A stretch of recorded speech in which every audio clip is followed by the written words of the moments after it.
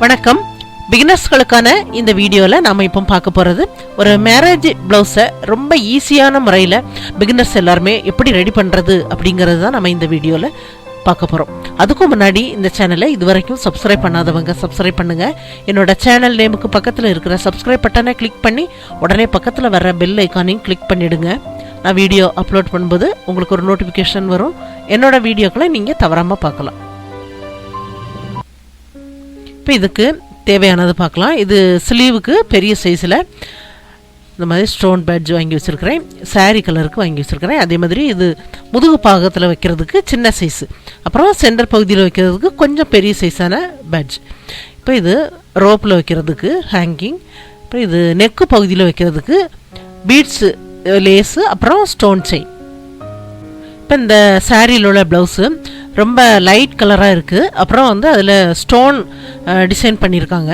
இப்போ அது வேண்டாம் அப்படிங்கிறதுனால இந்த பார்டர் கலரில் இதில் சில்க் காட்டன் கிளாத் வச்சு அந்த பார்டர் எடுத்து நம்ம அதில் ஜாயிண்ட் ஆகி இந்த ப்ளவுஸ் நம்ம தைக்க போகிறோம்.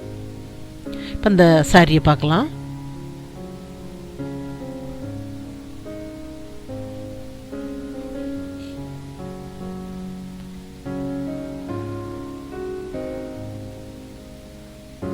இப்போ இது ஃபுல் ஜர்கி உள்ள ஒரு சில்க் சாரி.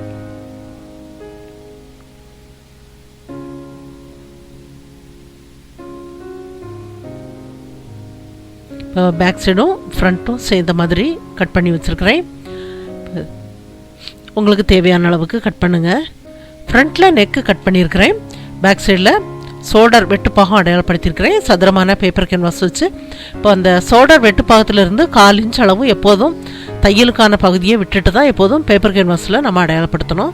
நெக்கு உங்களுக்கு எவ்வளோ தேவையோ அடையாளப்படுத்துங்க. நான் இதில் 8.5 இன்ச் அளவுக்கு அடையாளப்படுத்துகிறேன். மேலே என்ன அளவு இருக்கோ அதே அளவை கீழையும் அடையாளப்படுத்துங்க.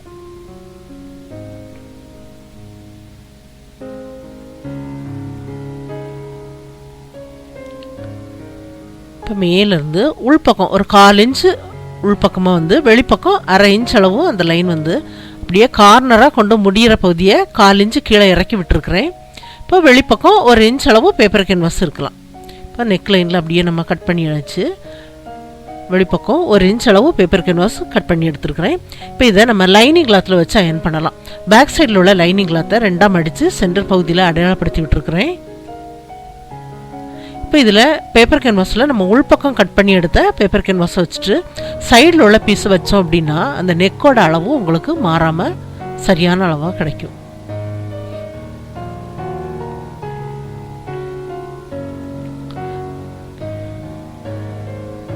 இனி தைக்கிறத பார்க்கலாம். இப்போ இந்த பேப்பர் கேன்வாஸுக்கு மேலே எட்ஜில் 2 சைட்லேயும் நம்ம தைச்சி விட்டுறலாம். இப்போ 2 பக்கமும் நான் தைச்சி விட்டுருக்குறேன். இப்போ இதில் மேல் பக்க கிளாத்துக்கு மேலே லைனிங் கிளாத் வைக்கலாம். 2ஐயும் சரியாக அந்த மாதிரி வச்சதுக்கப்புறம் சென்டர் பகுதியில் ஒரு தையல் தைச்சி விட்டுட்டு கழுத்துக்கு உள்பக்கம் தைச்சோம் அப்படின்னா அந்த கிளாத் உங்களுக்கு விலகி போகாமல் சரியான பகுதியில் உங்களால் தைக்க முடியும். இப்போ இதில் பேப்பர் கேன்வாஸில் தையல் படாத அளவுக்கு உள்பக்கமாக தைச்சி விடுறேன். உள்பக்கம் 1/4 இன்ச்சு கிளாத்து விட்டு அப்படியே நம்ம கட் பண்ணிவிட்டு இந்த கார்னரில் தையல் வரைக்கும் கட் பண்ணி விட்டுருங்க. சைடில் லைட்டாக கிராஸில் கட் பண்ணிடுங்க. அப்படியே இந்த கிளாத்தை நம்ம அடிப்பக்கமாக திருப்பி எடுக்கலாம்.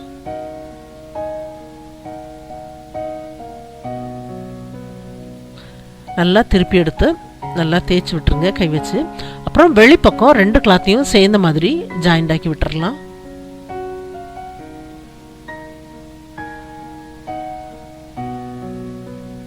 எல்லாமே ஜாயிண்ட் ஆக்கி வச்சதுக்கப்புறம் ஃப்ரண்ட்டில் உள்ள பகுதியில் 2 சைடும் லைனிங் கிளாத்தையும் மேல் பக்க கிளாத்தையும் சேர்ந்த மாதிரி ஜாயிண்ட் ஆக்கி வச்சுருக்கிறேன். நெக்கு பகுதியில் ஜாயிண்ட் ஆக்கியிருக்கிறேன். இப்போ லைட்டாக இந்த சைடில் நம்ம கட் பண்ணி விடலாம்.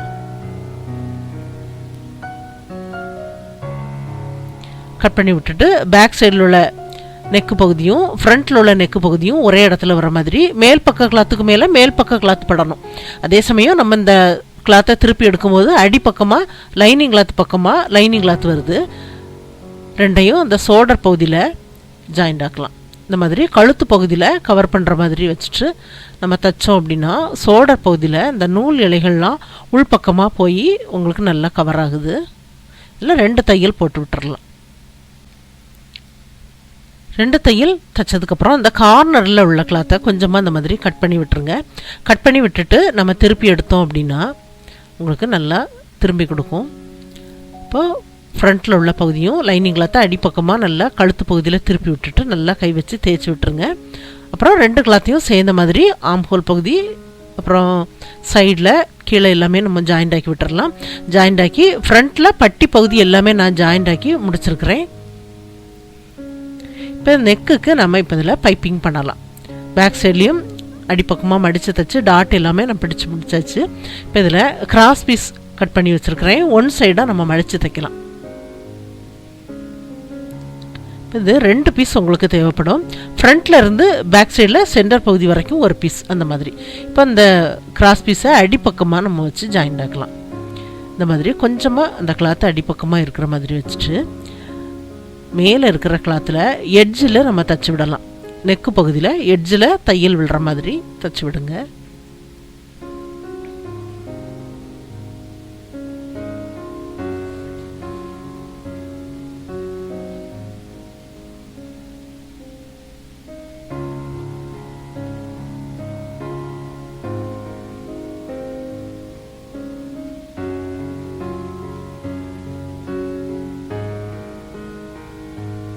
இப்போ இதில் உள்பக்கம் இந்த அளவுக்கு கிளாத் இருக்குது பாருங்கள். இதில் நம்ம த்ரெட் பைப்பிங் பண்ணலாம். இப்போ இந்த சென்டர் பகுதியில் ஒரு 1/2 இன்ச் அளவு கிளாத்து உள்பக்கமாக இருக்கிற மாதிரி விட்டு கட் பண்ணி எடுத்துருக்கிறேன்.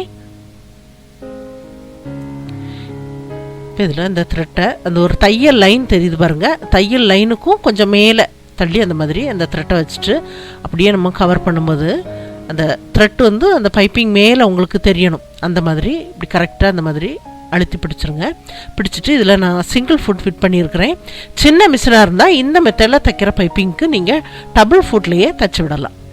இப்போ அந்த ஃபுட்டு அந்த பைப்பிங் பக்கத்தில் நல்லா டைட்டாக இருக்கிற மாதிரி விட்டுட்டு தைச்சி விடும்போது அந்த ஃபினிஷிங் ரொம்ப நல்லா வரும். கொஞ்சம் கொஞ்சம் பகுதியாக அடிப்பக்கமாக திருப்பி விட்டுருங்க. இப்போ சென்டர் பகுதி வரைக்கும் தைச்சதுக்கப்புறம் பாருங்கள், இந்த பகுதியில் இப்படி கொஞ்சம் உள்பக்கமாக இருக்கிற மாதிரி அந்த த்ரெட்டை விட்டுருக்குறேன். இப்போ இதில் அடுத்த பீஸ் வைக்கும்போது சென்டர் பகுதியிலேருந்து உள்பக்கம் ஒரு 1/2 இன்ச் அந்த கிராஸ் பீஸ் இருக்கிற மாதிரி விட்டு ஜாயிண்ட் ஆக்கலாம். இப்போ இதில் எட்ஜில் ஜாயிண்ட் ஆக்கி விட்டுட்டு அப்புறமா நம்ம த்ரெட்டை வச்சு பைப்பிங் பண்ணலாம். இப்போ இந்த மெத்தடில் உள்ள பைப்பிங் பண்ணுறது ஒரு பக்கம் நம்ம த்ரெட்டை வச்சு பைப்பிங் பண்ணி முடித்ததுக்கப்புறம் அடுத்த பக்கத்துக்கு பண்ணணும். இப்போ இதில் அந்த தையல் லைனுக்கு கொஞ்சம் மேலே அந்த மாதிரி வைக்கிறேன். மாதிரி வச்சுட்டு இந்த சைடில் அப்படியே கை வச்சு பிடிச்சிட்டு அடிப்பக்கமாக வச்சு விட்ருங்க.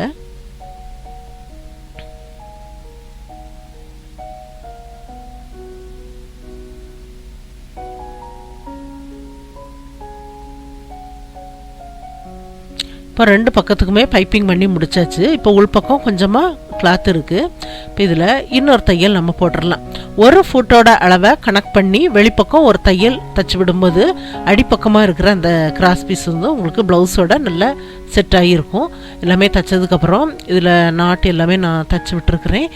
இந்த பீட்ஸ் வந்து உங்களுக்கு இந்த மாதிரி கோர்த்தே உங்களுக்கு கிடைக்குது. இப்போ இதில் அந்த த்ரெட்டில் ஒரு நீடில் நம்ம கோர்த்து ஒரு பீடு எடுத்து நம்ம அதில் முடிச்சு போட்டு விடலாம்.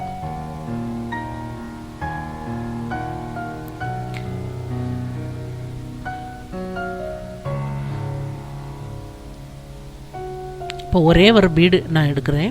எடுத்துகிட்டு பாருங்கள், அந்த நீடில் அதுக்குள்ளே விட்டு நீங்கள் வெளிப்பக்கமாக அந்த த்ரெட்டை எடுத்துட்டீங்க அப்படின்னா முடிச்சு விழுந்துடும். முடிச்சு விழும்போது நமக்கு அந்த எண்டில் உள்ள அந்த பீடு வந்து நல்லா ஸ்ட்ராங்காக இருக்கும்போது உங்களுக்கு உதிர்ந்து வராமல் இருக்கும். ஒரு பக்கம் பண்ணதுக்கப்புறம் நல்லா இந்த மாதிரி இழுத்து விட்டுட்டு அடுத்த சைட்லேயும் பண்ணி விட்டுருங்க. இப்போ இது ஸ்டோன் செயின் எடுத்து வச்சுருக்கிறேன். இப்போ ஃபஸ்ட்டில் க்ளூ வச்சு நம்ம தடவி விடலாம். இது ஃபேப்ரிக் க்ளூ.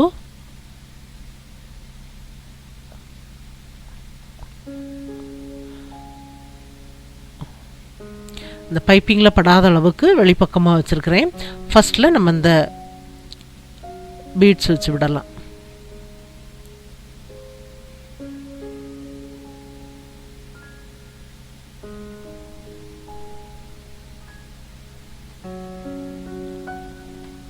அடுத்ததாக ஸ்டோன் செயின் வைக்கலாம்.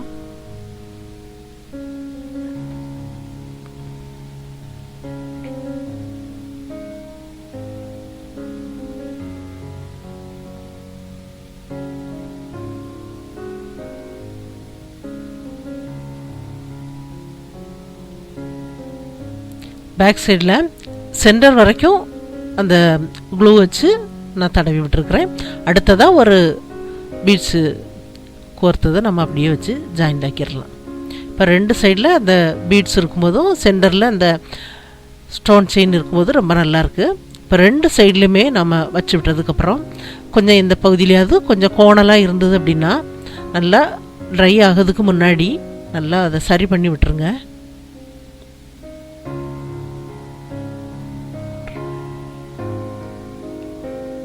இப்போ இதில் சென்டர் பகுதியில் உள்ள பேட்ஜை நம்ம வச்சு விடலாம். க்ளூவை கொஞ்சம் அதிகமாகவே தடவி விடுங்க.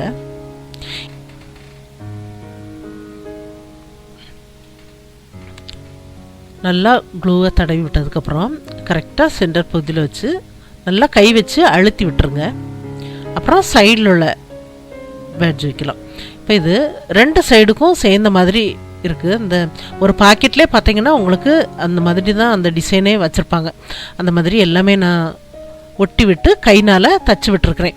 கைனால் உங்களுக்கு அந்த நெக்கு பகுதியில் இருக்கிற அந்த லைனுக்கும் 3 லைன் இருக்குது பாருங்கள். 2 பீட்ஸு, ஒரு ஸ்டோன் லைன் எல்லாமே சேர்ந்த மாதிரி ஹெம்மிங் பண்ணுற மாதிரி ஒரு 4 ஸ்டோன் இடைவெளி விட்டு கூட நீங்கள் அந்த மாதிரி கைனால் தச்சு விடலாம்.